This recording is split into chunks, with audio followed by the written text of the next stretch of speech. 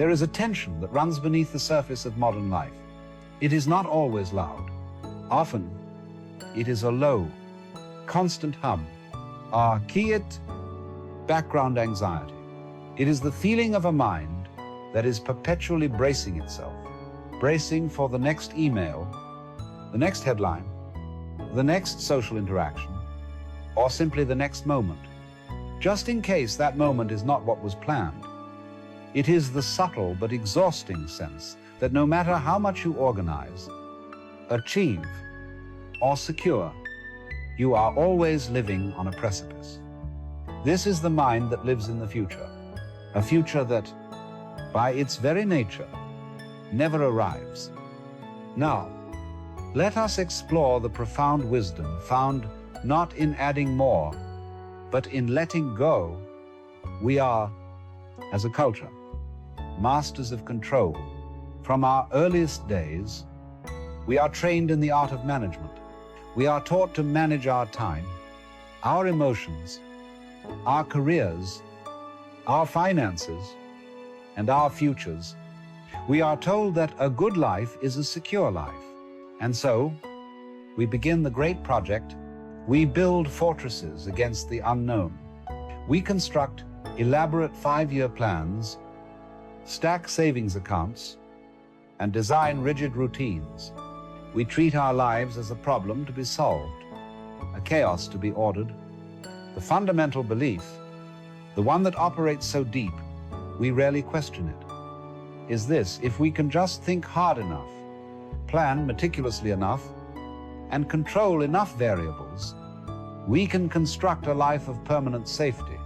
We can build a wall against the unpredictable, and behind that wall, we will finally be at peace. And yet, where has this project led us? It has led us to this precise state of low grade, constant anxiety. Here is the great paradox. Our desperate attempt to find permanent security is the very thing that creates our anxiety. Anxiety is not, as we are often told, a malfunction. It is not a chemical error or a psychological disease. It is the perfectly natural, logical, and inevitable consequence of a mind attempting to do the impossible. It is the friction generated when our desire for a fixed, permanent I grinds against the reality of a world that is fundamentally, beautifully, and inescapably fluid. We are like a person trying to build a rigid, unmoving tower out of flowing water. The effort is immense. The focus is total, and the result is, and always will be, failure and exhaustion. This exhaustion, this constant, wearying effort of trying to hold the river in our fists, that is what we call anxiety. Let us deconstruct this illusion. The problem begins with a case of mistaken identity. We have come to believe that we are the I, the conceptual self. This I is a collection of memories, plans, labels, and ideas. It is our name, our job title, our history, our ambitions. It is a concept, and a concept, by its nature, is static. A memory is fixed. A plan is abstract. This conceptual I, the ego, is the planner. The warrior, the strategist, it lives in the abstract world of yesterday and tomorrow. But there is another part of us. There is the living, breathing, sensing organism. This organism is not an idea. It is a reality, and it exists only and ever in this present moment. The I looks at the living, flowing, unpredictable reality of the present moment and sees only a threat. It sees a chaos that must be ordered. It sees a problem to be solved. It cannot feel secure. Because it cannot feel anything, it can only think about security. And so it launches its grand, impossible project to make life stand still, to nail down the future, to turn the fluid, musical process of reality into a solid, predictable, and dead object. This is the ordinary world of our journey. It is the internal state where we spend most of our lives. We are caught in a profound internal division. We are a living organism being dragged around by a conceptual I that is terrified of life itself. Consider the common experience of overthinking. The mind loops, analyzes, projects. What if this happens? How can I prevent that? What if I fail? This mental machinery is not broken. It is merely misapplied. It is a problem-solving tool that, in the absence of an immediate, concrete problem, has turned on existence itself. It treats the unknown as the ultimate problem. But the unknown is not a problem. It is simply the nature of reality. The common approaches to this anxiety only dig us deeper into the trap. We are told to manage our anxiety. We are given new strategies for control, new techniques for positive thinking, new ways to optimize our plans. But this is just offering a more efficient shovel to the man who is digging his own hole. It is reinforcing the core delusion. It is empowering the very I that is the source of the conflict. It is telling the person clinging to the water tower to just cling harder. The pursuit of security is, in fact, the very thing that creates our deep feeling of insecurity. Why? Because the project is doomed from the start. Every time we lay a plan for tomorrow, we are reinforcing the idea that today is not safe. We are training our nervous system to live in a state of perpetual anticipation, a state of not yet. When we operate this way, we are no longer living. We are preparing to live. We are always on the threshold, always packing our bags, but never, ever beginning the journey. We are clinging to a mental abstraction of life, while the real, visceral, unpredictable, and glorious dance of existence passes us by right here, right now. This is the great cosmic joke. We are suffering because we are trying not to suffer. We are tense because we are trying to relax. And we are profoundly anxious because we are desperately, futilely trying to be secure. The fortress we have built to protect us from the insecurity of life has become our prison, and the only way out is not to build stronger walls, but to realize there are no walls at all. If the fortress is the prison, the only way out is an act of profound surrender. This is the trial of the journey. It is the moment the hero must confront the deepest, most cherished assumption of their life, the belief that I am in control, and that my control is what creates safety. This is the great encounter with the mentor's wisdom. And the wisdom is this: there is no branch to hold on to. There is no solid ground. And in that very fact lies our liberation. The core insight that shatters the old world is the realization that insecurity is not a problem to be solved. It is the fundamental, non-negotiable, and essential condition of life itself. Life is flux. Life is change. Life is the unknown unfolding. To demand security, to demand a fixed and predictable future, is to demand that life stop being life. It is to ask for a living death. We have been taught to fight this. The I, that conceptual self, the bundle of memories and plans, sees this flux as its mortal enemy, because a concept cannot be in flux. A memory is fixed. A plan is static. And so this I tries to make the living, moving world conform to its own static nature. It tries to hold on to the flowing water of life. And the tighter it squeezes, the faster it loses it. This is our great struggle. We are at war with the very medium in which we exist. Let us use a powerful metaphor. Imagine you are in a flowing river. The mind of anxiety, the mind trained to seek security, immediately looks for something to grab. It finds a branch hanging from the bank and clings to it. It holds on with all its might, fighting the current, the water, which is just flowing naturally. Now feels like a violent, personal enemy. It pulls and tears at the body. The body becomes rigid, tense, and utterly exhausted. The mind is filled with the terror of letting go, because it equates letting go with drowning, with destruction, with the end of me. This is the state of chronic anxiety. It is the state of clinging to a fixed position in a moving world. Now, what is the alternative? The alternative is the great trial.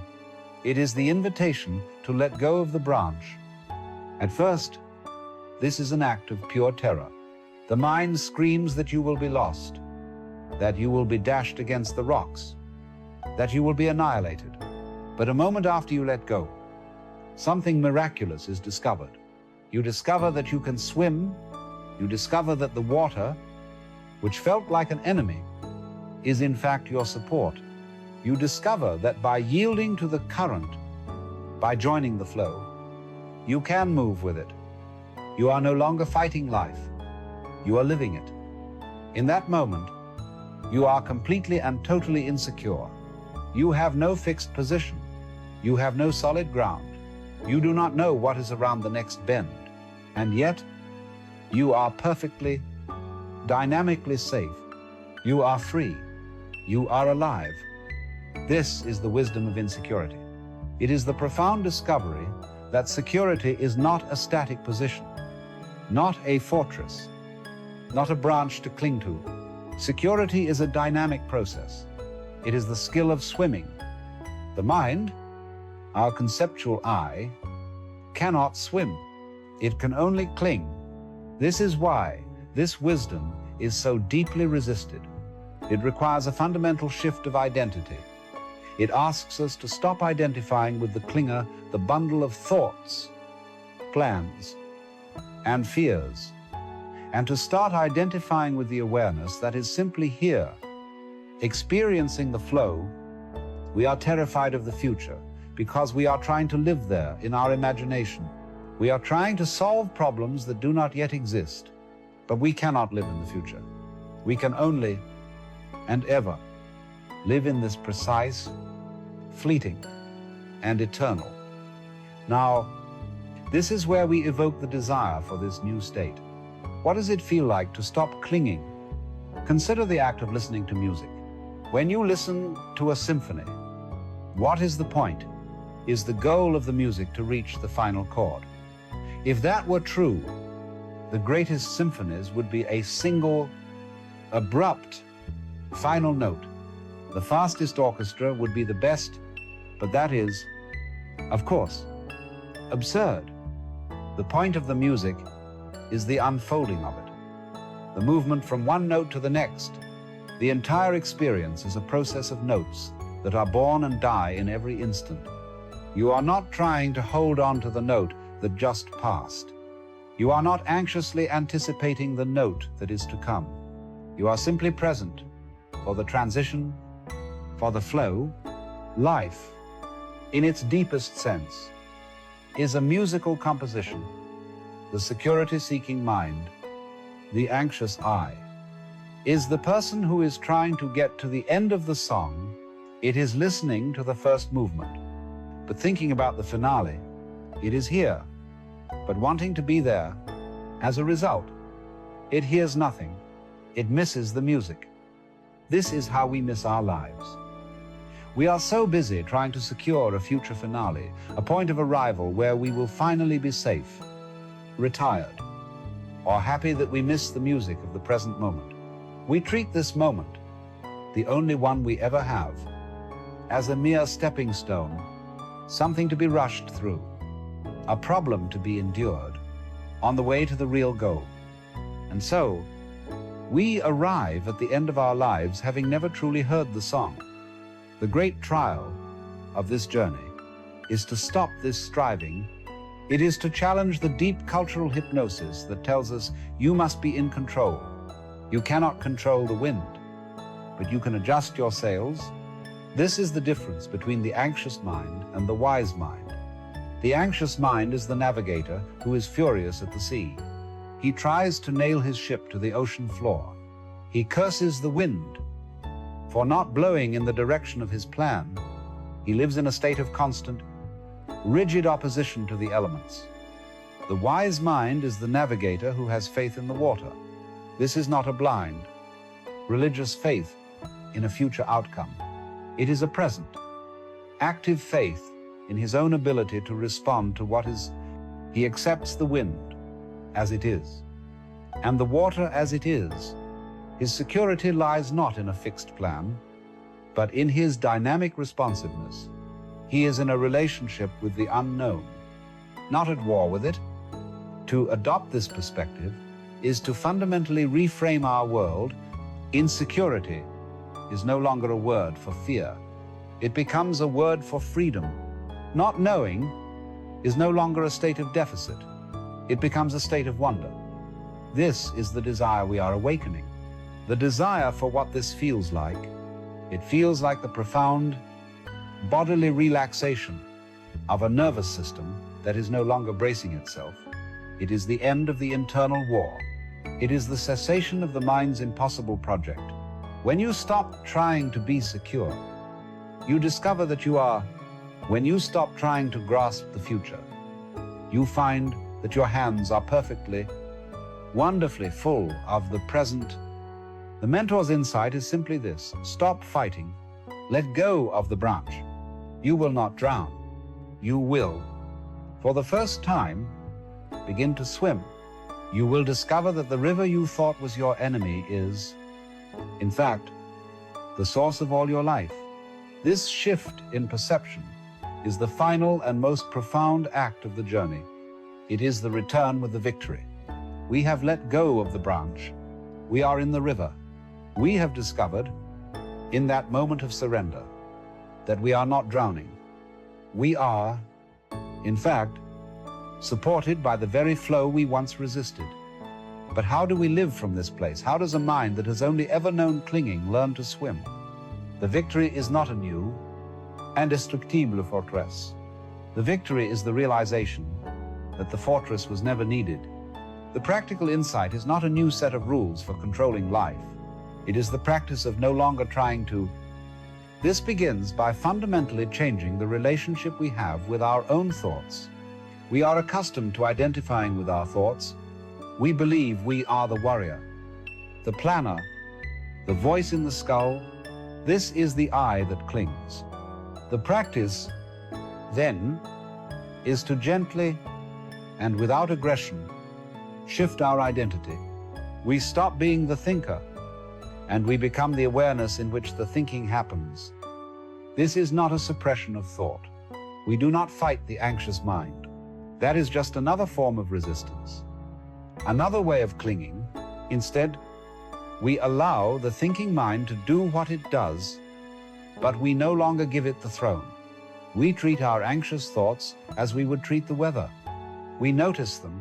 The mind is projecting into the future again. It is producing the what-if story. We see it, we acknowledge it, and we let it pass. We do not engage in an argument with a cloud. We do not try to fix a sound that enters the ear. In the same way, we stop trying to fix our anxious thoughts. We simply let them be, and in being left alone, they lose their power. They are no longer fueled by our resistance to them. When this shift begins to take root, the very meaning of insecurity is transformed. The word itself changes its emotional texture. It is no longer a synonym for danger or fear. It becomes a synonym for freedom and possibility. Think of it: to be perfectly secure is to be fixed, to be finished, to be locked in place.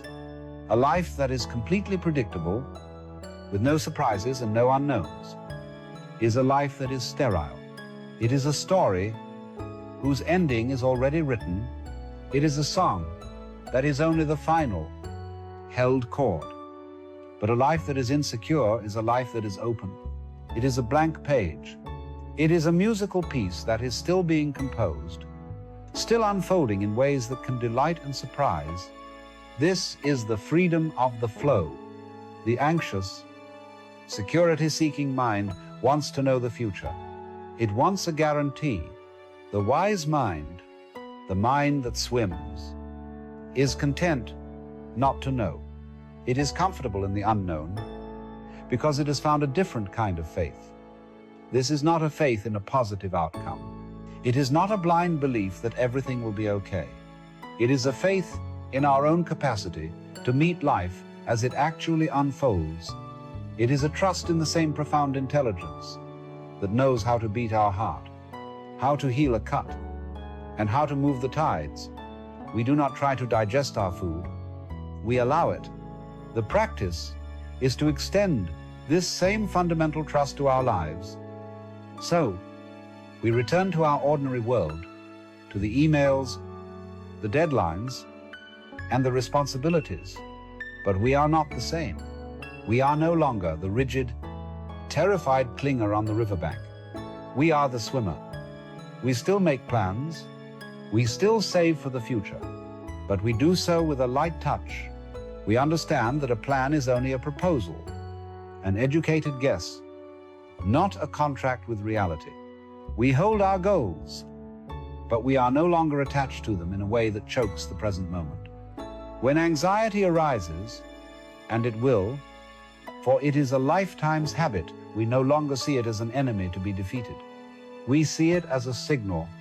It is the mind's old alarm, warning us that we have, once again, begun to cling. It is a gentle reminder, inviting us to let go, to unclench the mental fist, to come back to the breath, to the present moment, to the flow. This is the true resolution.